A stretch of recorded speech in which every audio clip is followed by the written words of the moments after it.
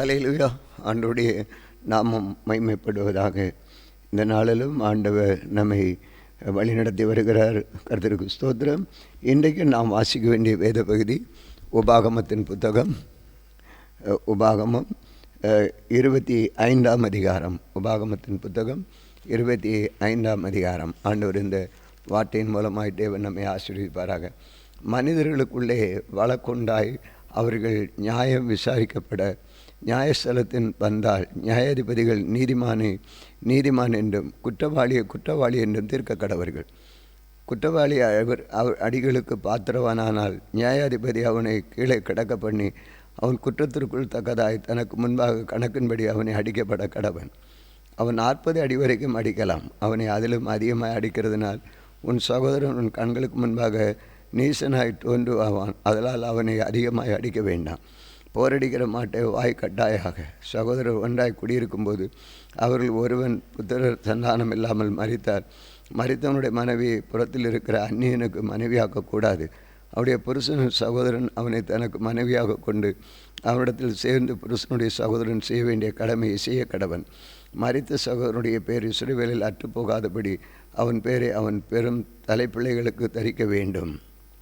அவன் தன் சகோதரனுடைய மனைவியை விவாகம் பண்ண மனதில்லாதிருந்தால் அவன் சகோதரனுடைய மனைவி வாசலில் கூடிய மூப்பரிடத்திற்கு போய், என் புருஷனுடைய சகோதரன் தன் சகோதரனுடைய பேரை இஸ்ரவேலில் நினைக்க பண்ண மாட்டேன் என்கிறான். புருஷனுடைய சகோதரன் செய்ய வேண்டிய கடமையை செய்ய அவன் மனதில்லாதிருக்கிறான் என்று சொல்வாளாக. அப்பொழுது அந்த பட்டணத்து மூப்பர் அவளை அழைப்பித்து அவனுடைய பேசியும் அவனை விவாகம் பண்ணிக்கொள்ள எனக்கு சம்மதமில்லை என்று பிடிவாதமாய் சொன்னால், அவள் சகோதரனுடைய மனைவி மூப்பரின் கண்களுக்கு முன்பாக அவனிடத்தில் வந்து அவள் காலில் இருக்கிற பாதரட்சியை கலட்டி அவன் முகத்திலே துப்பி, தன் சகோதரன் வீட்டை கட்டாதவனுக்கு இப்படியே செய்யப்பட வேண்டும் என்று சொல்ல கடவள். இஸ்ரவேலில் அப்படிப்பட்டவன் வீடு பாதரட்சியை கலட்டி போடப்பட்ட வீடு எனப்படும். புருஷன் ஒருவர் சண்டை பண்ணி கொண்டிருக்கையில் ஒருவனுடைய மனைவி தன் புருஷனை அடிக்கிறவன் கைக்கு அவனை தப்புவிக்கும்படி வந்து தன் கையை நீட்டி அடிக்கிறவன் மானத்தை பிடித்தது உண்டானால் அவளுடைய கையை தரிக்க கடவள். உன் கண் அவளுக்கு இறங்க வேண்டாம். உன் பையிலே பெரிதும் சிறிதுமான பலவித நிறைக்கற்கள் வைத்திருக்க வேண்டாம். உன் வீட்டில் பெரிதும் சிறிதுமான பலவித படிகளையும் வைத்திருக்க வேண்டாம். உன் தேவனாகிய கர்த்தர் உனக்கு கொடுக்கும் தேசத்தில் உன் நாட்கள் நீடித்திருக்கும்படி குறையற்ற சுமுத்திரையான நிறைகளும் குறையற்ற சமுத்திரையான படியம் உன்னிடத்தில் இருக்க வேண்டும்.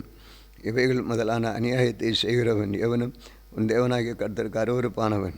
எகிப்திலிருந்து புறப்பட்டு வருகிற வழியிலே அமலேக்கு தேவனுக்கு பயப்படாமல் உனக்கு எதிராக வந்து நீ இளைத்து விடாய்த்திருக்கையில் பின்வருகிற உன் பாளையத்துள்ள பல வீணரை எல்லாம் வெட்டினான் என்பதை நினைத்திரு. உன் தேவனாகிய கர்த்தர் நீ சுதந்திரித்து கொள்ள உனக்கு கொடுக்கும் தேசத்தில் சுற்றுப்புறத்தாராகிய உன்னுடைய சத்துருக்களை எல்லாம் உன் தேவனாகிய கர்த்தர் விலக்கி உன்னை இளைப்பார பண்ணும் பொழுது நீ அமலேக்கின் பெயரை வானத்தின் கீழ் இராதபடிக்கு அழிய பண்ண கடவாய்.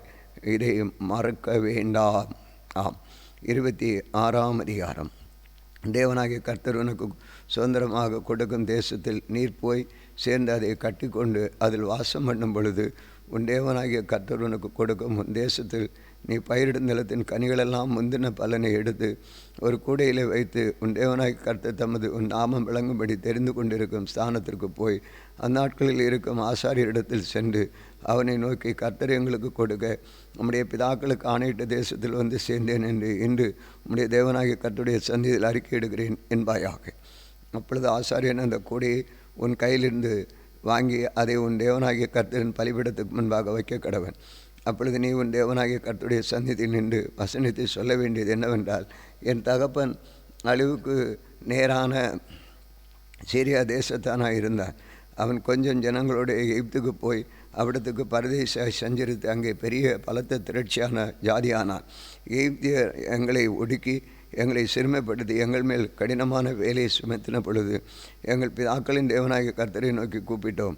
கர்த்தர் எங்கள் சத்தத்தை கேட்டு எங்கள் சிறுமையும் எங்கள் வருத்தத்தையும் எங்கள் ஒடுக்கத்தையும் பார்த்து எங்களை பலத்த கையினாலும் ஓங்கிய பயத்தினாலும் மகா பயங்கரங்களினாலும் அடையாளங்களினாலும் அற்புதங்களினாலும் எகிப்திலிருந்து புறப்பட பண்ணி எங்களை இவ்விடத்திற்கு அழைத்து வந்து பாலும் தேன் ஓடுகிற தேசமாகிய இந்த தேசத்தை எங்களுக்கு கொடுத்தார்.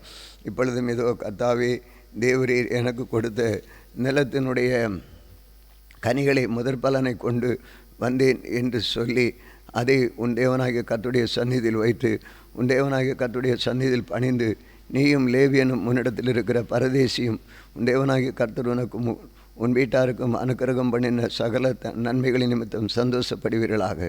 தசமபாகம் செலுத்தும் வருஷமாகிய 3ஆம் வருஷத்திலே நீ உன் வரத்திலே எல்லாம் 10 எடுத்து லேவியனும் பரதேசியும் திக்கற்ற பிள்ளையும் விதவையும் உன் வாசல்களில் புசித்து திருப்தியாகும்படி அவர்களுக்கு கொடுத்து தீர்த்த பின்பு நீ உன் தேவனாகிய கர்த்தருடைய சந்நிதியில் போய் அவனை நோக்கி, தேவரீர் எனக்கு கொடுத்த எல்லா கட்டளைகளின்படியும் நான் பரிசுத்தமான பொருட்களையும் என் வீட்டிலிருந்து எடுத்து வந்து லேவியனுக்கு பரதேசியின் திக்கற்ற பிள்ளைகளுக்கும் விதவைகளுக்கும் கொடுத்தேன். உம்முடைய கட்டளைகளை ஒன்றையும் நான் மீறவும் இல்லை, மறக்கவும் இல்லை. நான் துக்கம் கொண்டாடும் பொழுது அதிலே புசிக்கவும் இடமில்லை. தீட்டான காரியத்துக்கு அதிலே ஒன்றும் எடுக்கவும் இல்லை. இளவுக்குரிய காரியத்துக்காக அதில் ஒன்றையும் படைக்கவும் இல்லை. நான் எந்த தேவனாகிய கர்த்தரின் சத்தத்திற்கு கீழ்ப்படிந்து தேவரீர் எனக்கு கட்டளையிட்டபடி சகலமும் செய்தேன். நீர் உமது பரிசுத்த வாசலமாகிய பரலோகத்திலிருந்து நோக்கி பார்த்து உமது ஜனங்களாகிய இஸ்ரவேலரையும் நீர் எங்கள் பிதாக்களுக்கு ஆணையிட்டபடி எங்களுக்கு கொடுத்த பாலும் தேன் ஓடுகிற தேசத்தை ஆசீர்வதியும் என்று சொல்வாயாக. இந்த கட்டளைகளின்படியும் நியாயங்களின்படியும் நீ செய்யும் பொருட்டு இன்று உன் தேவனாகிய கர்த்தர் உனக்கு கட்டளையிடுகிறார். ஆகையால் உன் முழு இருதயத்தோடும் உன் முழு ஆத்மாவோடும் அவைகளை காத்து நடக்க கடவாய். கர்த்தர் எனக்கு தேவனாயிருப்பார் என்றும் நான் அவர் வழிகளில் நடந்து அவர் கட்டளைகளையும் அவர் கற்பனைகளையும் அவர் நியாயங்களையும் கை கொண்டு அவர் சத்தத்திற்கு கீழ்ப்படிவேன் என்றும் நீ இன்று அவருக்கு வாக்கு கொடுத்தாய். கர்த்தர் உனக்கும் வாக்கு கொடுத்து உனக்கு சொல்லியிருக்கிறபடி நீ என்னுடைய கட்டளைகளின்படி எல்லாம் கை கொண்டால் எனக்கு சொந்த ஜனமாயிருப்பாய் என்ற நான் உண்டு பண்ணின எல்லா ஜாதிகளை பார்க்கலும் புகழ்ச்சியிலும் கீர்த்தியிலும் மகிமையிலும் உன்னை சிறந்திருக்கும்படி செய்வேன் என்றும் நான் சொன்னபடி நீ உன் தேவனாகிய கர்த்தரான எனக்கு பரிசுத்த ஜனமாயிருப்பாய் என்று அவர் என்று உனக்கு சொல்லுகிறார் என்றார். அதிகாரம் 27.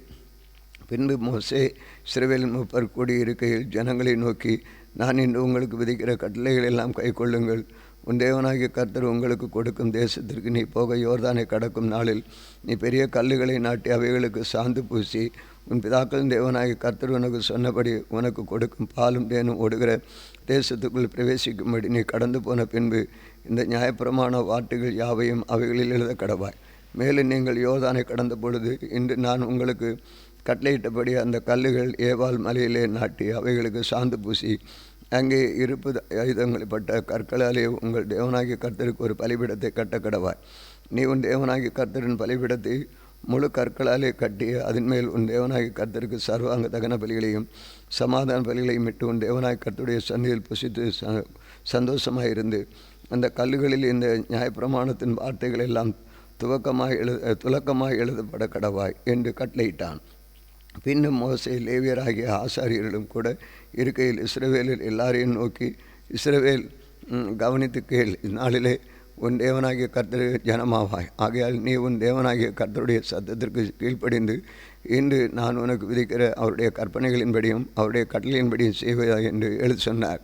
மேலும் அந்நாளிலே மோசே ஜனங்களை நோக்கி, நீங்கள் யோர்தானை கடந்த பின்பு ஜனங்கள் ஆசீர்வதிக்கப்படும்படி கர்சி மலையில் சிமியோன், லேவி, யூதா, இசக்கர், யோசேப்பு, பென்யமீன் என்னும் கோத்திரங்களை நிற்க வேண்டும்.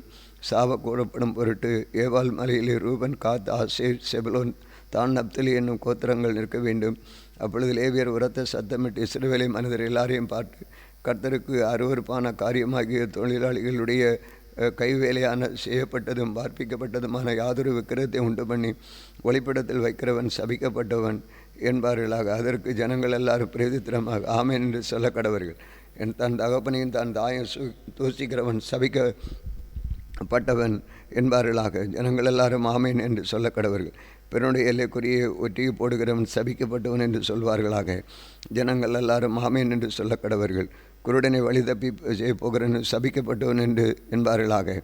ஜனங்கள் எல்லாரும் ஆமேன் என்று சொல்ல கடவர்கள். பரதேசி, திக்கற்றவன், விதவை ஆகியவர்களுடைய நியாயத்தை புரட்டுகிறவன் சபிக்கப்பட்டவன் என்பார்களாக. ஜனங்கள் எல்லாரும் ஆமேன் என்று சொல்ல கடவர்கள். தன் தகப்பன் மனைவியோடு சயனிக்கிறவன் தன் தகப்பனுடைய மானத்தை திறந்தபடியினாலே சபிக்கப்பட்டவன் என்பார்களாக. ஜனங்கள் எல்லாரும் ஆமேன் என்று சொல்ல கடவர்கள். யாதொரு மிருகத்தோടെ புணர்ச்சி செய்கிறவன் சபிக்கப்பட்டவன் என்பார்களாக. ஜனங்கள் எல்லாரும் ஆமேன் என்று சொல்ல கடவர்கள். தன் தகப்பனுடைய தாய்க்காவது தாய் குமாரத்தியாகிய தன் சகோதரியோடு சயனிக்கிறவன் சபிக்கப்பட்டவன் என்பார்களாக. ஜனங்கள் எல்லாரும் ஆமேன் என்று சொல்ல கடவர்கள். தன் மாமியோடைய சயனிக்கிறவன் சபிக்கப்பட்டவன் என்பார்களாக. ஜனங்கள் எல்லாரும் ஆமேன் என்று சொல்ல கடவர்கள். ஒளிப்பிடத்தில் பிறனை கொலை செய்கிறவன் சபிக்கப்பட்டவன் என்பார்களாக. ஜனங்கள் எல்லாரும் ஆமேன் என்று சொல்ல கடவர்கள். குற்றமில்லாதவனை கொலை செய்திருக்கும்படி பரிதானம் வாங்குகிறவன் சபிக்கப்பட்டவன் என்பவர்களாக. ஜனங்கள் எல்லாரும் ஆமேன் என்று சொல்லப்பட கடவர்கள்.